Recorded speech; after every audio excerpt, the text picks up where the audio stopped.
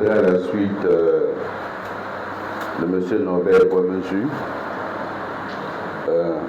réitérer les excuses de la plateforme Ensemble pour le Gabon pour ce désagrément. Cela dit, je voudrais, avec l'assentiment de tous les membres de la plateforme, vous dire, mes chers compatriotes, qu'il y a un mois, presque jour pour jour, nous nous sommes retrouvés dans le cadre d'une rencontre avec la presse afin de donner la lecture que la plateforme Ensemble pour le Gabon s'est faite tant de l'organisation que des résultats du référendum, tout en mettant en garde les nouvelles autorités sur les graves dangers qu'il y aurait à laisser le ministère de l'Intérieur organiser les prochaines consultations électorales, tant il a fait montre de sa totale soumission et de son incapacité tant structurelle que organisationnelle à livrer un scrutin libre, transparent, crédible et inclusif. J'y reviendrai dans la seconde partie de mon propos lorsque j'aborderai les propositions que la plateforme Ensemble pour le Gabon formule quant au projet de code électoral. Je voudrais dans un premier temps aborder un sujet qui me tient particulièrement à cœur et qui en fait est au fondement de mon engagement politique et qui fait partie des éléments pour lesquels la plateforme Ensemble pour le Gabon se déploie.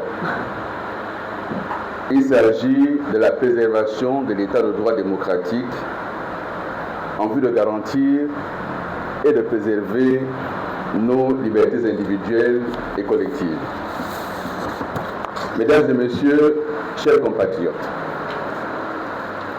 en me tenant devant vous cet après-midi, je n'ignore rien des critiques qui sont formulées à mon encontre au nom de ce que j'ai servi le précédent régime. Les prises de position qui vont être les miennes ce jour ne manqueront pas de susciter les mêmes critiques auprès des mêmes personnes qui bien sûr ne se fatigueront pas. Et la formule est désormais entendue et connue de tous. Le message serait bon, le messager ne serait pas le bon. En attendant donc qu'apparaisse sous le ciel politique gabonais celui qui serait sans tache ni ride, ni rien de semblable, et à qui on n'aurait rien à reprocher, qui serait à peine né et qui serait un bébé, mais qui grandirait aussitôt, comme dans nos mythes traditionnels. Je me permets de dire la part qui est la mienne et la part que nous avons en partage dans le cadre d'Ensemble pour le Gabon sur la vie de notre pays aujourd'hui. N'en déplaise à ceux qui ne seraient à leur aise que dans le silence qu'observerait Billy Biz, ils peuvent attendre, car ce silence n'arrivera pas.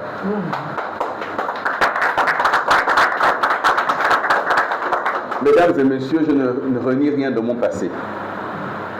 J'essaie cependant de regarder avec lucidité les erreurs commises et les leçons nécessaires que je peux en tirer au bénéfice de la collectivité. C'est cela que d'autres nomment l'expérience. Comme je l'ai dit en d'autres circonstances, si nul ne peut corriger son passé, nous avons tous la responsabilité de nous en servir pour orienter notre avenir et tracer de nouvelles lignes pour notre pays. En abordant la question du respect de l'état de droit, je n'ignore pas non plus les critiques qui peuvent être formulées du seul fait, comme je l'ai dit, que je suis un ancien dirigeant. J'assume cela. Mais sans faire injure à personne, ceux qui sont aujourd'hui aux responsabilités et qui ont également servi le même régime que moi ne peuvent plus se cacher derrière les erreurs passées pour justifier leurs errements aujourd'hui. Ce qu'ils font est grave, ce qu'ils font est très grave. Ce qu'ils font est pire que ce qu'ils ont dénoncé, et cela est inacceptable. Dans le domaine de l'état de droit, comme dans d'autres domaines, nous devons tout faire pour ne laisser reculer aucune once de nos libertés, aucune once de nos droits.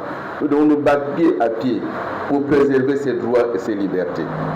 Et dans ce domaine-là, comme dans d'autres, lorsqu'on a critiqué et qu'on fait la même chose, en réalité, on a déjà fait pire que ce qu'on a critiqué.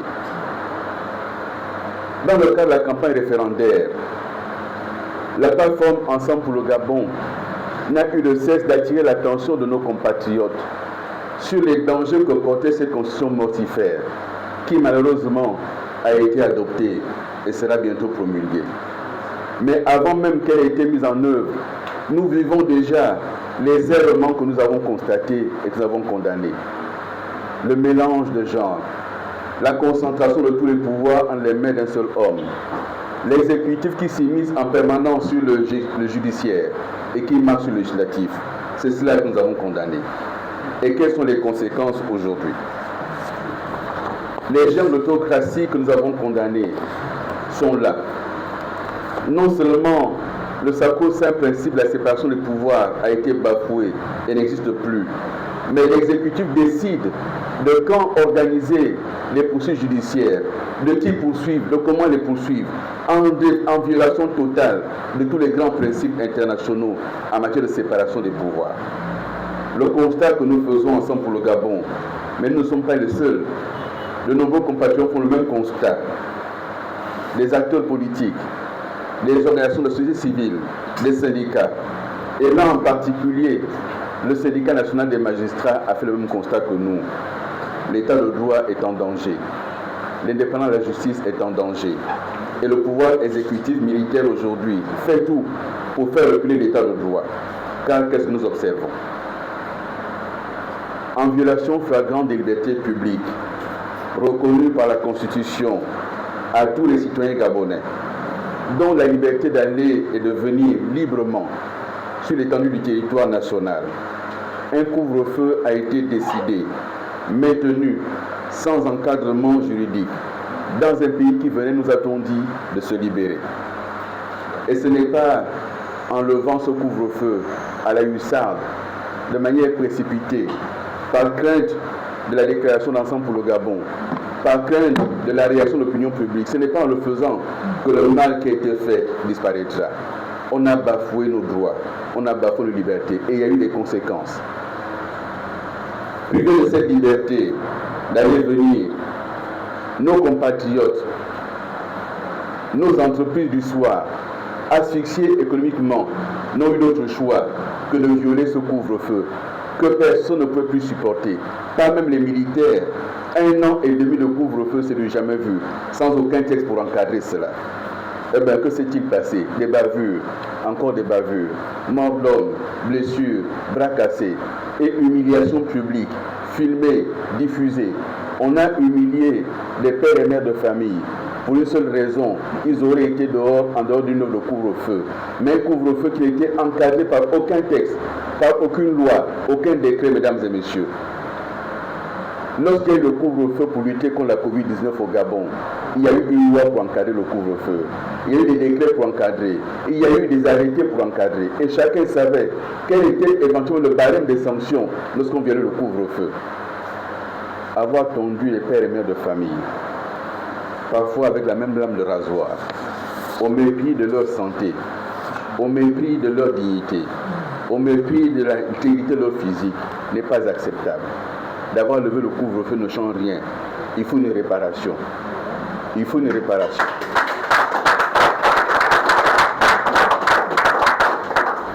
Ces méthodes ne sont pas dignes d'un état de droit. Même en transition, le Gabon n'est pas né hier. Nous avons plus de 60 ans d'indépendance. Nous avons la pratique politique dans notre pays. Nous avons une pratique administrative. Ce qui a été fait ne doit pas rester sans conséquence. il faut que si les acteurs eux-mêmes, les victimes, ne se portent pas devant les tribunaux, il faut que les acteurs sociaux se libèrent et se mettent debout pour porter plainte, parce que nos libertés ont été menacées et bafouées. Il faut lutter contre cela. Et que dire, chers compatriotes, de la liberté d'expression, la liberté d'opinion? Aujourd'hui, nous avons un ministère de la Justice qui parvient à menacer publiquement les Gabonais du seul fait qu'ils ont pris des positions politiques. Ils ont pris la liberté d'indiquer aux Gabonaises et aux Gabonais ce qu'ils pensent de certaines situations. Ces compatriotes appelés activistes, qui étaient encouragés hier lorsqu'ils dénonçaient les dérives sous le régime Ali Bongo, les mêmes aujourd'hui, parce que les mêmes dérives se produisent et qu'ils les dénoncent, ils sont devenus les ennemis de la République. Ce n'est pas acceptable. Ce n'est pas acceptable. La justice doit être la même pour tous. Lorsque certains injurient Ali Bongo et famille, lorsqu'on a vilipendé Billy Binze hier, certains encourageaient cela. Et nous apprenons quoi? Nous apprenons aujourd'hui que certains dans les forces de l'ordre de sécurité leur donnent des informations. Certains entourages politiques, administratifs d'Ali Bongo livraient des informations. Ils le disent eux-mêmes publiquement. Mais aujourd'hui, parce qu'ils dénoncent les dérives du CTRI, ils sont menacés. Ce n'est pas acceptable. Tout comme il n'est pas acceptable, mesdames et messieurs, que les Gabonais soient détenus, soient poursuivis en dehors de tout cadre légal. En dehors de tout cadre légal, ce n'est pas acceptable. Nous l'acceptons pour personne, parce que demain ça peut être nous. Nous l'acceptons pour personne, parce que demain ça peut être nous. Chaque fois qu'un être humain subit une violation de ses droits quelque part, c'est l'humanité qui doit se lever. Et au Gabon, ne laissons pas, ne continuons pas à laisser l'autorité publique, le pouvoir en place, remettre en cause et violer nos libertés sans réaction. Ce n'est pas acceptable. Et Ensemble pour le Gabon réagira toujours pour défendre nos libertés. Nous sommes là pour ça. Et nous l'avons dit, nous l'avons proclamé, n'en déplaise à quelques-uns. Mes chers compatriotes, ces violations répétées des droits de l'homme, les brimades et humiliations subies par nos compatriotes, ne saurait faire oublier la gouvernance calamiteuse actuelle, caractérisée par une gabegie financière sans précédent, un taux d'endettement jamais atteint, des ressources publiques injectées dans des investissements non productifs, un taux de chômage de jeunes qui a pris l'ascenseur et qui va atteindre bientôt 50%, et le recrutement, chers compatriotes, dans l'armée, qui est devenu pour le CTRI une variable d'ajustement du chômage. Ce recrutement massif ne peut masquer la réalité. Ils n'ont pas de solution pour le chômage des jeunes. Ils n'ont aucune solution à proposer. Et l'armée n'est pas faite pour réduire le chômage dans la population. L'armée est faite pour défendre la patrie. Et on ne peut pas recruter uniquement parce qu'il y a trop de chômage. Ce n'est pas acceptable. Et pendant ce temps, que font les jeunes qui sont diplômés et qui depuis des années attendent le travail? Ils n'ont pas de solution. Ce n'est pas acceptable. La malgouvernance a atteint un niveau d'alerte que même les opérateurs économiques aujourd'hui, ils en sont à ralentir leur investissement. Certains ont même décidé de ne plus investir au Gabon, car il y a une telle malgouvernance qu'on ne s'en sort plus. Vous n'avez jamais entendu réellement le CTRI lutter contre la corruption. Jamais. Pourquoi? Parce que la malgouvernance est devenue le système en place. Nous avons aujourd'hui un recours systématique au gré à gré. Pourquoi? Pourquoi il n'y a plus d'appel d'offres dans notre pays? Pourquoi viole-t-on la loi sur les marchés publics, le code des marchés publics? Pourquoi? Et on demande aux entreprises de préfinancer. C'est pour cela que ce sont les mêmes qui ont des marchés, parce qu'ils préfinancent. Et l'État n'a plus les moyens de payer. Et la dette ne fait que s'accumuler. Mes chers compatriotes, il a été annoncé 9 milliards de francs CFA par province.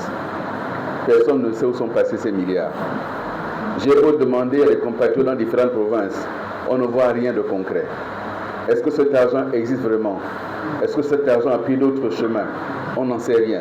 Mais tu nous as dit qu'il n'y a rien de concret sur le terrain relativement à ces 9 milliards par province. Chers compatriotes, à quoi assistons-nous aujourd'hui? À travers le monde, les étudiants gabonais sont mis à la porte parce que les frais de scolarité ne sont pas payés, parce que les bourses ne sont pas payées. Et pendant ce temps, le président voyage. il va à gauche, à droite. On ne peut plus compter le nombre de voyages qu'il effectue à l'étranger. Et tout cela a un coût. Et on nous dit que c'est pour rechercher des investissements. Mais on n'a encore vu aucun investisseur véritablement mettre de l'argent au Gabon depuis que le CTRI est là. Aucun. En dehors de ceux qui préfinancent et dont on ignore la teneur des contrats. Le moment viendra où nous en parlerons. Car on ne peut pas continuer à laisser faire. Ce n'est pas possible. Chers compatriotes, le taux d'endettement du Gabon va atteindre 80% l'année prochaine. La CEMAC limite à 70% maximum. La masse salariale du Gabon va dépasser les 50% de nos revenus propres, de nos ressources propres. La CEMAC fixe à 35% la masse salariale. C'est ça la réalité. Et l'autre réalité, c'est que nous avons tellement surendetté le pays que le Gabon met en sous surveillance de la communauté internationale. La COBAC a décidé que pour le Gabon, lorsqu'on va emprunter auprès des banques commerciales de la sous-région, nous sommes imposés à 100%. Il faut des taux à 100%. Il faut apporter 100% de garantie. Ça veut dire que si on va emprunter 100 milliards, il faut qu'en face le Gabon présente 100 milliards de garantie pour pouvoir emprunter. C'est ça la réalité aujourd'hui. Et on nous cache cela. Et ce qu'on nous cache, c'est que notre pays va mal au plan économique. Et l'opinion publique doit savoir la réalité. Et le CTRI aujourd'hui a enclenché le mode pilotage à vue. Ils ne savent pas où on va. Et on a un mode pilotage à vue. Mes chers compatriotes, sur la question du nouveau code électoral, la réflexion et les propositions d'ensemble pour le Gabon s'articulent autour de 7 points principaux. Il y a la réforme du fichier électoral. Il y a la mise en place d'une commission électorale indépendante, véritablement indépendante. Il y a la nécessité de reprendre le découpage électoral. Il y a la sécurisation du vote et des bureaux de vote. Il y a l'adoption et la publication d'un calendrier électoral, j'y reviendrai. Il y a le rôle de l'armée dans le processus électoral. Et il y a le plafonnement des dépenses de campagne. En ce qui concerne le fichier électoral, Ensemble pour le Gabon pense qu'il faut refaire totalement le fichier électoral. Il est au cœur de toutes les difficultés que nous avons connues. Et en l'absence d'une refonte totale du fichier électoral, nous nous exposons à des risques sérieux de dérapage dans notre système. Il faut une mise à jour totale de ce système, de ce fichier électoral. Et cette mise à jour doit se faire sous une supervision d'une entité indépendante. Ce n'est plus le ministère de l'Intérieur qui peut le faire. Il a montré ses limites. En deuxième lieu, il faut remettre en place une commission nationale électorale indépendante renforcée. L'organisation du référendum a montré que le ministère de l'Intérieur n'est pas à la hauteur. Nous ne pouvons pas continuer ainsi. Et cette commission que nous proposons devra être impliquée en amont depuis l'élaboration de la liste électorale jusqu'en aval. Elle doit être au cœur de toute l'organisation. Cette commission doit être au cœur de tout ce qu'on doit entreprendre. Et nous mettrons en place, si c'est accepté, des mécanismes pour une formation continue de ses membres. Parce qu'il n'est pas possible que la loi ait évolué et que les membres, eux, ne soient pas adaptés aux évolutions. Nous insistons sur un nouveau découpage électoral avant les élections. Il ne faut pas nous dire qu'on le fera après. C'est maintenant qu'il faut le faire. Si on est en transition, c'est pour régler tous les problèmes. Quel est le problème du découpage actuel? L'inégalité. On a des espaces, on a des provinces qui ont plus de députés que d'autres, et pourtant qui ont moins de population que d'autres. Si on prend rien que l'estuaire, on voit assez bien qu'il y a un problème. Nous voyons comment c'est mal réparti. Nous voyons comment par endroit, on a des gens élus avec 200 électeurs, et d'autres endroits, il faut 12 000 électeurs pour être député. Il faut remettre cela en cause et redéfinir le découpage électoral. Nous demandons également que le vote soit mieux sécurisé et que le dépouillement soit davantage public et que les résultats soient publiés et affichés bureau de vote par bureau de vote. Il faut pour cela qu'il y ait les urnes transparentes et scellées. Il faut pour cela qu'il y ait le bulletin unique, le vrai bulletin unique. Ça veut dire un bulletin unique par type d'élection, pas un mélange d'élections. Bulletin unique par type d'élection, afin de garantir qu'il n'y aura pas d'achat d'électeurs. Et nous y reviendrons. Nous demandons également, et permettez-moi d'insister dessus, qu'il y ait adoption et publication du calendrier électoral. Nous sommes entrés en transition depuis le 30 août 2023 par un coup d'État. Personne ne sait quand on sortira la transition. On dit qu'on prépare les élections, mais quelle élection?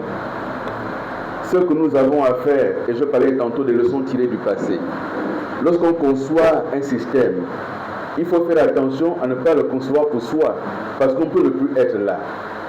Ceux qui pensent qu'aujourd'hui, parce qu'ils sont en responsabilité, ils vont pouvoir préparer le système pour que celui qui est aujourd'hui à la tête de l'État soit candidat et que le fait soit élu, se trompe. Il se trompe parce que ça peut ne pas être lui qui serait élu demain, si les Gabonais le décident. Il se trompe. Il se trompe parce que celui qui sera élu demain, avec quelle institution va-t-il gouverner? Avec un parlement nommé, avec une caution nommée, il faut donc d'abord refaire ces élections-là. Il faut commencer par renouveler les collectivités locales, où on a des généraux aujourd'hui qui sont devenus des maires, des délégués spéciaux. Comment voulez-vous que les délégués spéciaux aillent demain organiser l'élection présidentielle? Ils sont juges et partis. Nous n'acceptons pas cela. Il faut donc commencer par l'élection des collectivités locales, renouveler les conseils municipaux, les conseils départementaux, élire les maires, les présidents des conseils, faire l'élection des sénateurs, faire l'élection des députés, changer la Cour constitutionnelle, parce qu'aujourd'hui, telle qu'elle est composée, telle qu'elle est nommée, nous savons de quel côté elle va pencher. Et donc, il faut avoir tout renouvelé avant de faire l'élection présidentielle. C'est ce que nous disons ensemble pour le Gabon. Ça ne sert à rien de se précipiter pour faire une élection présidentielle parce que le président élu, si ce n'est pas Oligui, il aurait du mal à gérer le pays avec des institutions qui ont été nommées. Ce ne serait pas possible. Et nous n'acceptons pas cela.